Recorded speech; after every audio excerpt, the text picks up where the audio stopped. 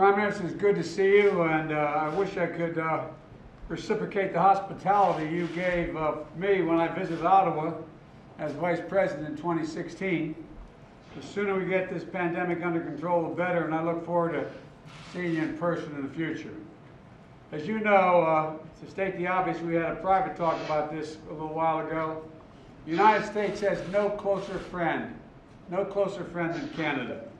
That's why you were my first call as president, my first bilateral meeting, and of course, my vice president spent some time living up in Montreal for high school, and so our channel of communication are wide open.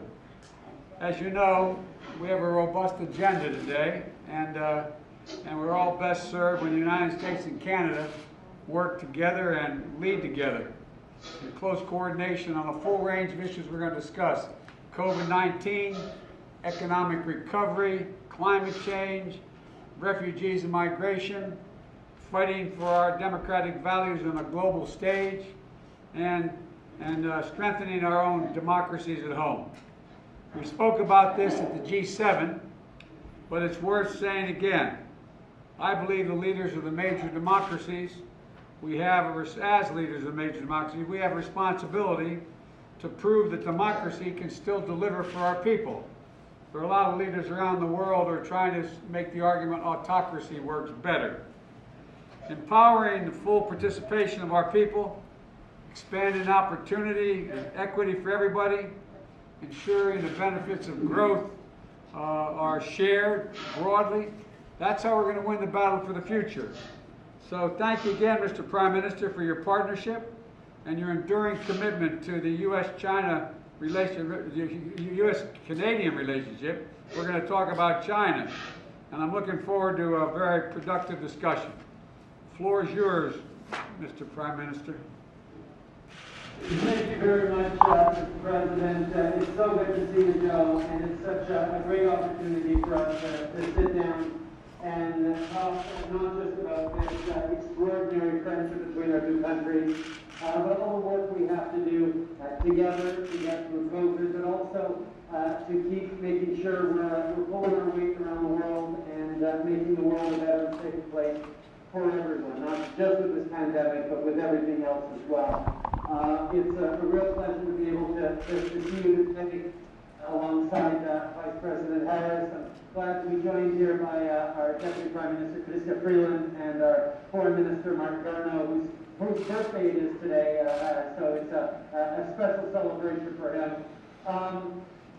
Lots of things to talk about. Obviously, COVID and how we're going to keep our citizens safe is top of mind, but we're also going to dig into the recovery, how we move forward on creating good jobs for Canadians and Americans, strengthening the middle class, helping those working hard to join it. As we move forward, there's a lot to rebuild. We're also going to talk about climate change, and thank you again for stepping up in such a big way on tackling climate change. U.S. leadership has been sorely missed over the past years, and I have to say, as we're preparing the joint rollout and communicate from this one, it's nice when the Americans pulling out all references to climate change and instead adding them in. So we're really excited to be working with you on that. Lots more to do. C'est un grand plaisir de pouvoir m'asseoir avec vous, Président Biden et Vice-président Harris, pour parler évidemment de la COVID, pour parler de la reconstruction économique et de la création d'emplois pour les Canadiens et les Américains dans les mois et les années à venir, et la lutte contre les changements climatiques qui demeure un élément essentiel de notre avenir, mais aussi de notre présent. I'm really looking forward to engaging with you all on these issues over the coming hours, but especially looking forward to getting to know your whole team as well. Vice President Harris, it's great to see you here. I'll turn it over to you now. Thank you, Mr. Prime Minister. It is good to see you. It was good to speak to you on the 1st of February. And as the President said, I spent many of my teenage years living in Montreal when my mother was teaching at McGill University and doing her research at the Jewish General Hospital there. So I have fond memories of my time in Montreal, and it certainly left me with a lasting impression about how much our two countries have in common in terms of shared values and priorities. And as the President has said, we have a lot to do, each of us, and together we can do a lot of it in addressing COVID, in addressing the impact of the pandemic on our countries, looking at where we have possibilities to work together, not only in terms of the public health and economic struggles of our country, but also what we have in terms of shared values around addressing the challenges of climate change. We look forward to working with you on that and many others. We are neighbors, we are friends as a country, and the challenges that we face not only are, as we have said, about COVID and climate change, also, as the President will talk about and has mentioned, our challenges in terms of China and Russia and what we can do in terms of working together on that, and working together in terms of strengthening and modernizing the UN and WTO. So we look forward to working with you. It is good to speak with you.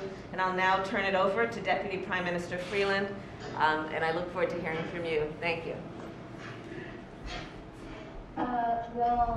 Madam Vice President, it gives me such pleasure to address that term directly to you. And I have to tell you, your election has been such an inspiration for women and girls across Canada, especially for Black women and girls and for South Asian women and girls. So many of them have told me that directly.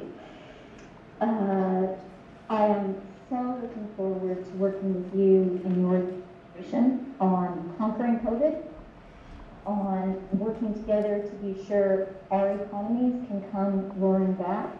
I couldn't agree more with what the President said, that we have a real responsibility now, all of us, to show that democracy can deliver for our people, for Canadians, for Americans, and for the whole world.